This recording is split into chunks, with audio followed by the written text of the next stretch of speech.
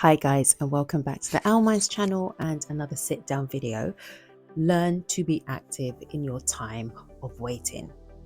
Don't just sit back and expect whatever that you want to just fall on your lap. Now, yes, in this life, I am sure that there are people who, when they want something, it just happens for them, and they are an exception to the rule. And I am a very firm believer in that we should not live our lives thinking that we are an exception to the rule. I think that's very, very dangerous. I've told this story so many times, but if you're new around here, I'm going to mention it again. And if you're not new around here, I'm going to remind you again. For the longest time, I didn't have a social life. I did not have a social life. Now, yes, I am somebody who I am very, very, extremely, very capable of doing things by myself. I can go to the cinema by myself. I can go to a concert by myself, have dinner by myself, go for a weekend away by myself. I've done things like that in the past and I still do it now. And yeah, I know that I am very lucky to be that confident to enjoy my own company and to do things by myself.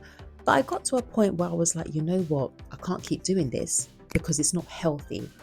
I don't think any human should go through this life doing things by themselves. And I'm not even necessarily talking about in terms of a romantic relationship on the most basic level, friendships.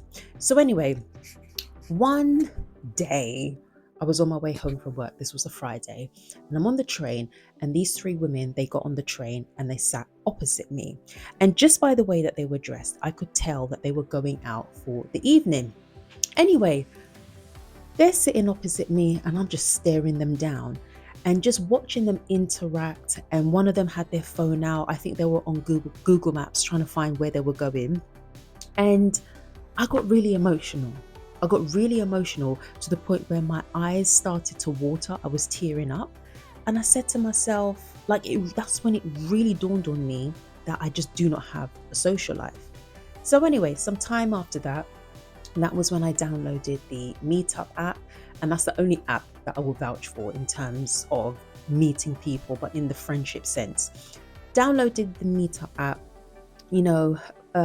I joined a few social groups, and from those social groups, we would go to dinner, we would go to a bar, we went for a picnic one time, we went for a walk, all these different things until I found the friendship group that I have now. And I say this story to encourage you because I got active for my social life in terms of I downloaded this app in order to find friends. And now I can very, very confidently say I have a social life to the point where when I'm buying clothes for myself, which is not that often because I'm not a really big clothes shopper like that, but I factor in outfits for when I have to go for a birthday party, or I know that my friends, they love going to a bar, things like that. I can say that I now have a social life. Also, if you are prone to depression, when you are not active towards what it is that you want for yourself, that can fuel your depression because you're sitting back and you're constantly thinking about what you don't have, why you don't have it. It's going to be hard to get it. Why is it that this person has it and I don't have it? And before you know it, you've hit a depressive episode. And if you are somebody who is fortunate and you don't suffer from depression, best believe if you are not active in what it is that you want, that can very easily get you there. There's a guy that I follow.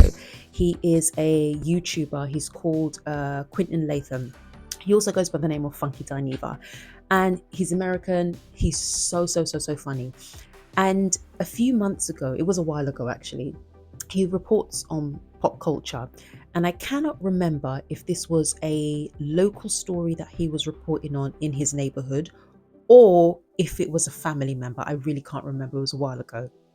But anyway, the story was this woman, she had lived in the same house for 50 years and she wanted to leave. All that time she wanted to leave.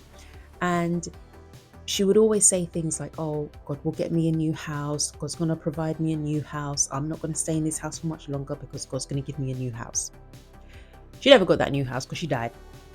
And he was saying, it's all well and good that you're praying, but besides, as well as the praying, what are you actively doing to get this house? And she wasn't doing anything. She wasn't looking, I don't know, around her neighborhood at the housing market. She didn't consider a loan. She didn't take up like a second job or anything like that to help her save so she could put a deposit down on a house. She did nothing. She just thought, well, I'm going to pray and that's it. And this house somehow is just going to fall on my lap. And this is what I mean when I say be active in your time of waiting. Build your confidence up, get out there, stimulate your mind, be active physically. You know what it is that you want. And yes, nobody here is truly the oracle to know when we're going to get what we want to get or how we're going to get it. All we can do is pray and move forward in the right way and do the right things. And hopefully at a time when it is right, you will get what it is that is needed for your life. And also when you're on your journey, you also have to take into consideration the fact that what you want might not be what you really need. And when you are active in your time of waiting, you might slightly be detoured, but this is a positive detour to thus end up where you need to be. But the whole point is, don't just sit back and be lazy and just wait and be like, oh, this is what I'm hoping for and it's going to happen. How is it going to happen? You need to work to make it happen. So that is today's video, guys. I hope that you understood. It all made sense. Take care, and I will most definitely see you in the next one. Bye-bye.